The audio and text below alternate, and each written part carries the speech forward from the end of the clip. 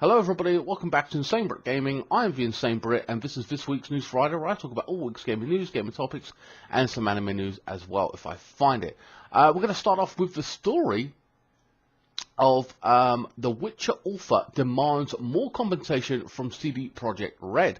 That's right, the author of the books or the original content for the actual game is actually suing the company. So let's talk about why this is happening. So Andrzej Sapkowski, the original author of the Witcher series of short stories and novels, has officially demanded further compensation from CD Projekt Red, the developers of highly successful Witcher games based on his work. Via Kotaku, CD Projekt Red released an official statement report on the matter, addressing that the company has received an official demand for further payment from Sapkowski, indicating that he expects additional royalties beyond that of what he was contractually agreed upon between himself and the company. Basically, he wanted a one-time payment and didn't believe that the actual game or whatever would be a success, and as successful as it actually is. I don't know, originally they had offered him a percentage of the actual of the content, like you can have 10% of the Witcher series when the game comes out, blah blah blah, and that's how you'll get paid. He was like, no, I don't want to do that because I have no faith in the actual thing in itself. Just give me a one-time payment, and I believe he got about £10,000, and now he's changed his mind because of how successful they actually are. Going on, the contents of the notice were included in CD Projekt Red's report and indicated that Sapkowski is aiming to receive at least 6% of the profits obtained by the developer off of his property, saying he's looking to earn 60 million Polish zloty. So basically he's only asking for 6%, not 10%, not 25%, but 6% of their profits. And in actual fact, in dollars anyway, it comes up to $16 million. 16 million. He's only asking for 6%. That is crazy. Could you imagine if he was asking for any more?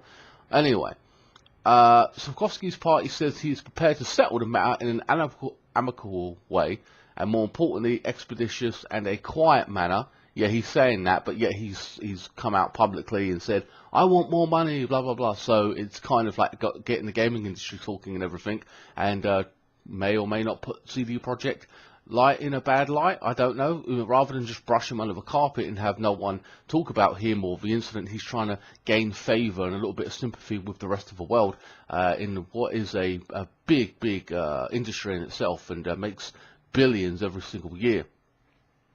The notice says Sapkowski's party is willing to meet developers so long as they reply within 14 days and that the meeting occurs no later than the 19th of October. Okay, CD Projekt Red calls these demands groundless, saying it had legitimately and legally acquired the copyright to Mr. Andrzej Sapkowski's work for use in the game's development by the company. Still, the developer noted that it wishes to maintain good relations with authors of works that have inspired its own creations, and that it will put effort into make sure the dispute is resolved amicably. I reckon they're going to pay him something, but they won't pay him the 16 million. He won't get the full amount. He'll probably get probably 3 million, 4 million payoff. Shut up money. There you go. You know, you've got something. I don't know, I'm just my opinion there. The notice claims the original agreement only counts for the first Witcher game, though CD Projekt Red denies this and cites Article 44 of Poland's Act of Copyright and Related Rights, which states in the event of a gross discrepancy between the I can't read that word, rumination of the author and the benefits of the acquirer of the author's economic rights or license, the author may request the court for a due increase in his or her remuneration. Okay, so basically he can request more money through the courts. Okay. So there's grounds for it. Sapkowski originally agreed to a one-time payment from the developer over royalties based on the game's profits.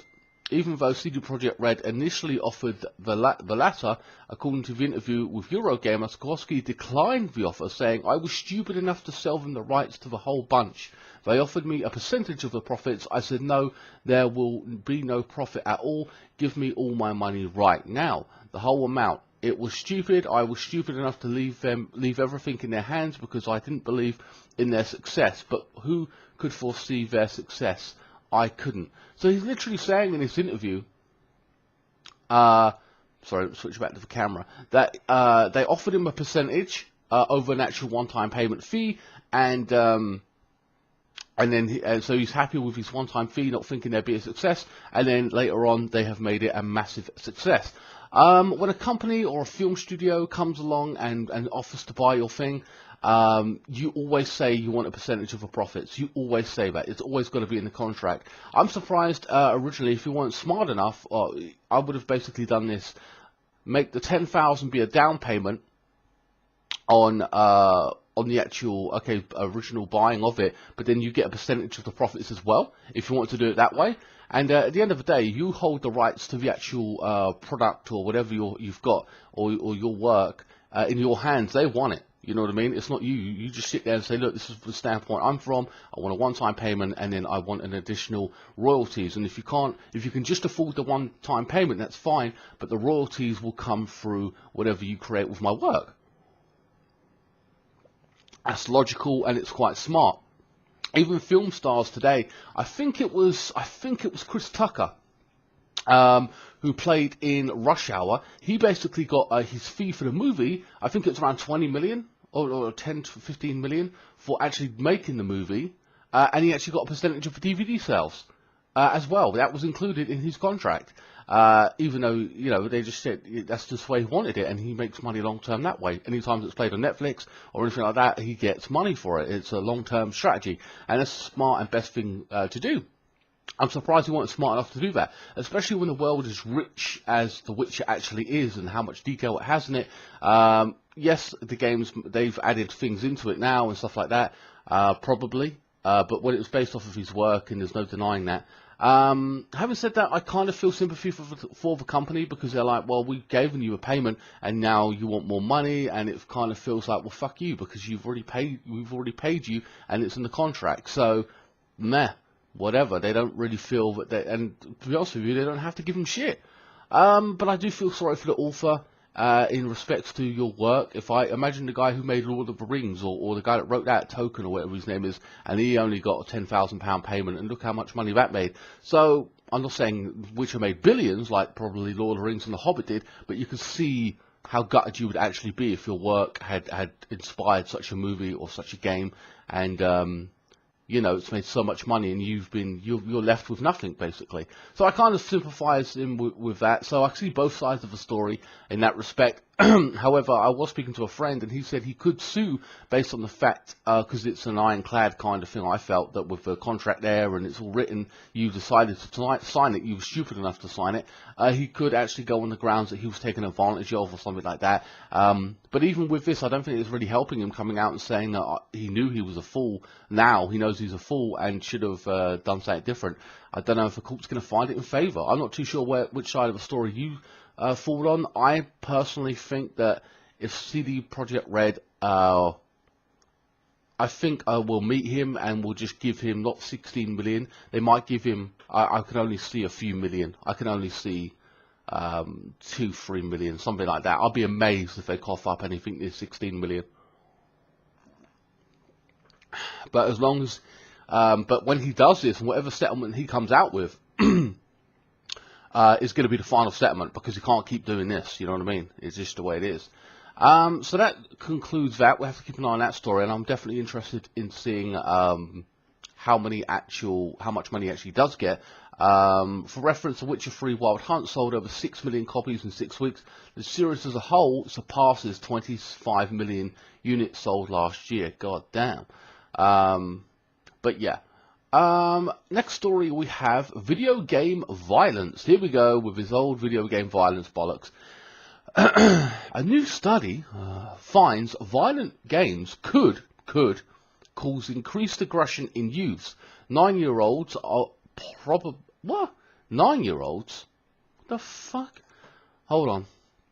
A new study analyst claims to confirm that violent video games do have a direct causal link to physical aggression. The study, published in the Proceedings of National Academy of Science, studied more than 17,000 adolescents from the age of 9 to 19 between the years of 2010 and 2017. It concluded that playing violent games does lead to increased physical aggression over time. Oh, fuck off. It's bad choices over a period of time. It's like me playing a video game when I'm 9, and then all of a sudden when I'm 38 I kill someone. Oh, it was those goddamn video games. Whoa. Yes, it's those video. Fuck off, you fucking retard. USA Today report that the meta-analysts reviewed 24 studies from multiple countries, including USA, Canada, Germany, and Japan. It suggested that the youths who played violent games had an increased risk of violent behavior. Jay Hall, the lead of the author of the study, said the impact was relatively small but statistically reliable. His own prior study found that playing violent games roughly doubles the risk of being sent to the principal's office for fighting, and it was included in the meta-analyst. What? So he's talking about fucking like school fights and shit. Like, who gives that shit? What a fucking dickhead. What a waste of time. How much grant money was you paid for that shit? A lot of people ask, do games really cause these kids to behave aggressively? I would say that there is one possibility, he said. The other possibility is that it is a really bad sign. If your kids are playing these games, either these games are having a warping effect on right or wrong, or they have warped sense of right or wrong. That's why they are attracted to these games. Either way, you should be concerned about it. Shut the fuck up. Games, there is right and wrong, and they question you, and they make you think. You know, they don't actually say go out and commit a fucking crime. Fucking morons. And having said that, and I've always said this before, I'll get to my point in concluding in relation to this, actually, because I want to go further down the article.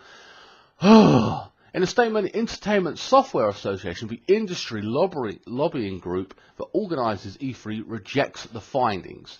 The U.S. Supreme Court leading medical professionals, including the U.S. Surgeon General, and after study already concluded definitively that there is no link between video games and violence. The ESA spokesman told GameSpot the truth is that violent crime has decreased dramatically since the early 1990s, while video games have increased steadily in popularity and use. It is also highly questionable to interpose ethnic characteristics in this research. The same video game played in the USA are enjoyed by gamers all over the world, and there is no similar international trend of violent crime like the authors claim. The criteria being used may explain some of the dispute between the study and the ESA and American Psychological Association task force found in 2015 that violent video games increased aggression, but didn't have enough evidence to conclude that it causes an increased criminal violence. The study suggests that the increase in violent behaviour may be relegated to schoolyard fights without necessarily then going on to cause increased behaviour. So you're talking about short-term, a child being a little bit aggressive at school or something like that, and that's bad, you know, it's not good, blah, blah, blah.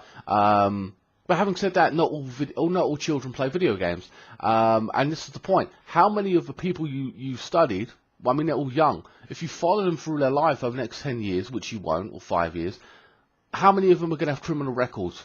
If you go to the prisons, any prisons, maybe youth, you could probably even try that. I don't even know. But if you go to prisons, hardcore people, I don't know, in the last 10, 15 years who are doing long times, or even former prisoners, how many of them played fucking video games? Really? How many? Most of them will tell you, my dad left, my mum worked 2 jobs, I had to sell drugs, or my mum couldn't handle me, I was on the streets. They weren't saying, well, I was playing Call of Duty and I felt like shooting someone. Yeah, it was an amazing time, yeah. I regret it now, though. No, none of them say that shit.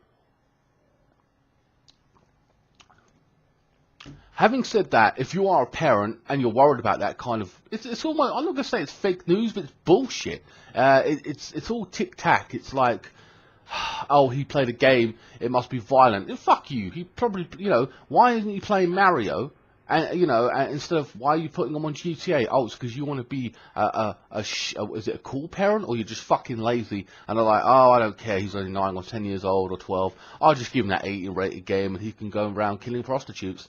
Not that that's the main thing of the game, but you see what I mean? You can do X, Y, and Z. It's ridiculous.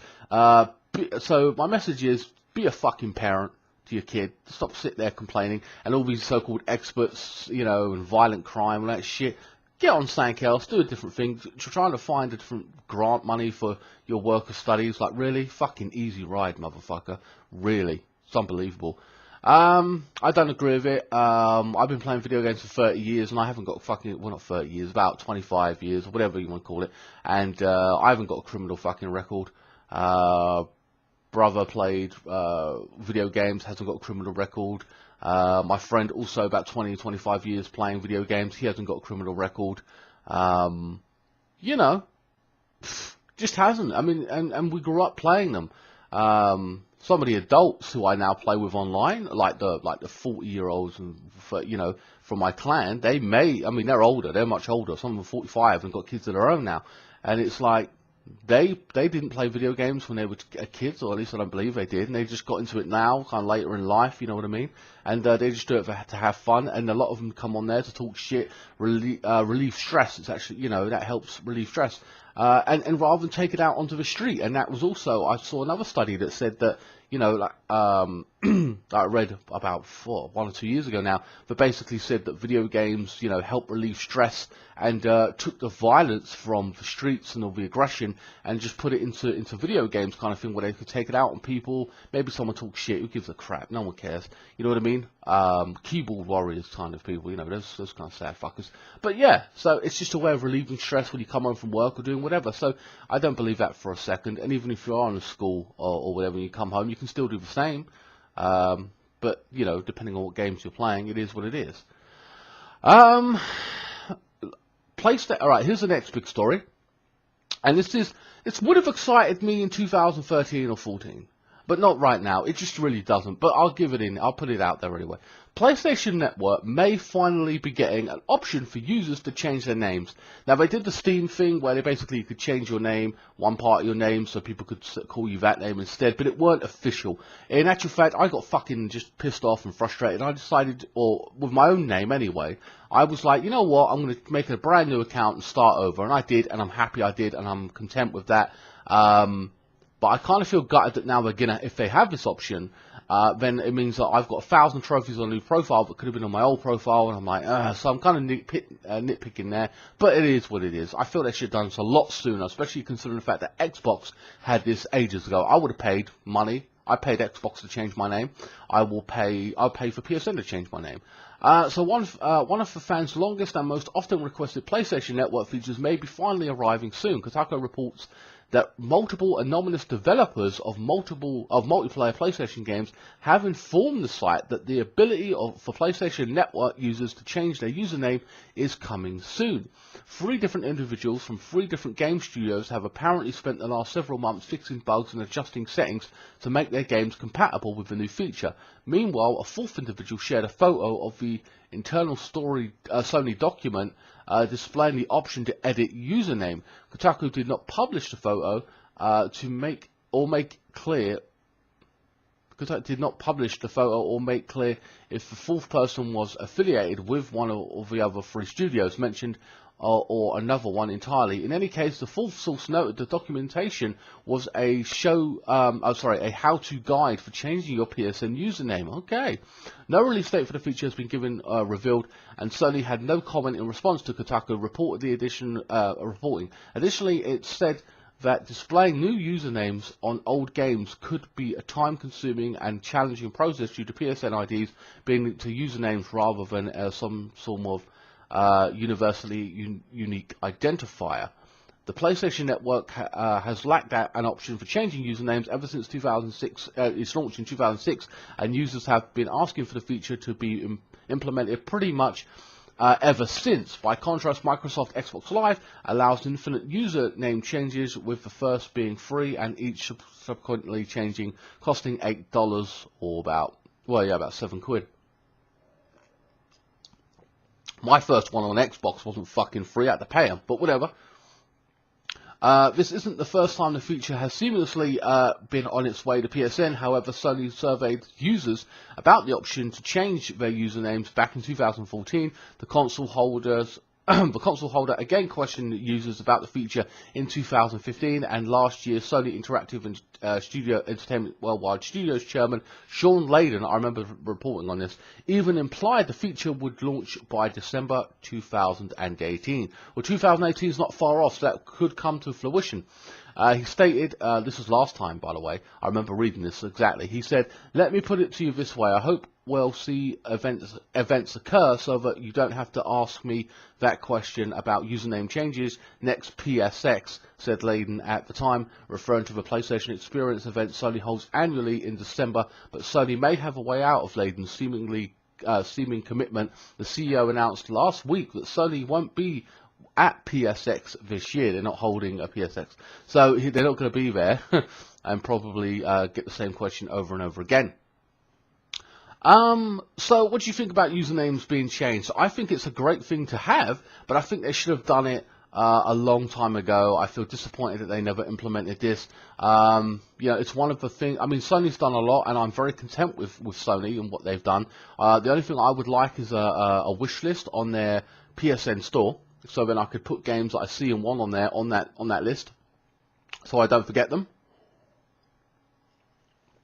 But definitely they should have came out with this ages ago. Having said that, even if they do, or maybe if they don't, let's hope to God in the next console generation that this is a thing that they put in there. That's one of the top 5-6 things that they throw in there, making sure that they can do that.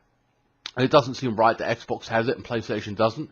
That's just the way it is. Even if I have to pay, I'd rather pay, and you know, I'm happy with it. Having said that, I personally have got a name that I actually like, and I'm fine with now. I've got 1,000 trophies. I just hit 1,000 trophies. My original name under SDA was 2,600. So, you know, I mean, I could replay some of those games on my account and change the name and have, you know, but I don't want to do that. I don't know. I'm kind of happy to start fresh all the way over, I suppose. You know, I'm pretty content.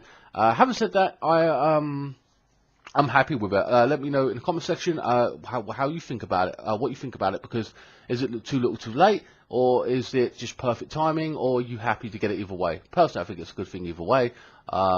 Just wish they would have implemented it sooner. Having said that, guys, I hope you enjoyed this video. Oh, actually, no, there's one more story, actually, I want to talk about, and that was, I'm not going to read anything, I'll just tell you the news. I think there's a new animated cartoon from DC, a Harley Quinn spin-off or something, and they basically changed the voice actress. I believe the voice actress for Harley Quinn is Tara Strong, who does the Batman games. I don't know if she did, I think she did the cartoon as well in the animated series of Batman, I'm not too sure. Having said that, they've changed the actress for this particular thing. I hope Tara Strong is still in the Batman games, but the actual actress is the girl from The Big Bang Theory, Kaylee Cuoco, or whatever her name is. You know, so one hot chick for another, you know, whatever. So, but yeah, so I listened to her voice in the actual show because it's already been done, so there was a clip. So I watched it, and I was very disappointed with the idea of them replacing Tara Strong, and I'm a big fan of hers. So I was like, damn, man, yeah, okay, you're changing it for another hot chick or whatever, but it's like, I like the, you know, the original. I'm, you know, like Mark Hamill for Joker and everything. You know, I'm one of those people, you know, who just like the original. He's my favorite voice actor. Please, keep playing that particular character who does it so well.